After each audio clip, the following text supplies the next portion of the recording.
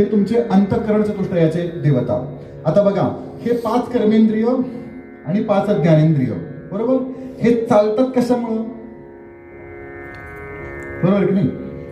माझे हात चालतायत, माझे पाय चालतात, कशातून चालतायत? मन विचार करतं, बुद्धी प्रेरणा देते, बुद्धी आज्ञा देते, चला निघालं.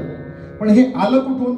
बेस काय त्याचा? बेस आहे अहंकार. मी निरंजन आहे, मला कथा करायची आहे, हा अहंकार मी धारण केला.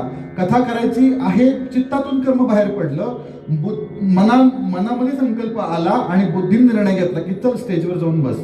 बरोबर, हे झालं. प्रेरणा काय सांगितलं? देवी भागवत स्पष्ट मत, हे सगळे श्लोक आहेत त्याच्यामध्ये, तर मी सांगतो तुम्हाला त्यासाठी.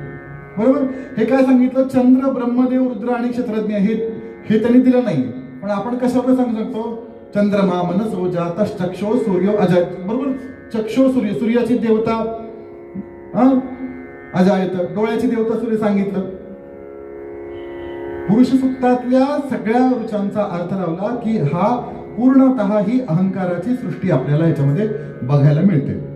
बरोबर, मग काल आपण गणित बघितलं होतं. आता हे अहंकार कळाला, अहंकारातून हे सगळं निर्माण झालं. भागवतामध्ये 3ऱ्या स्कंदामध्ये हे देवहूतीला कपिल महामुनी सांगतात. आपण काल एक गणित बघितलं होतं. मी काय सांगितलं की आपण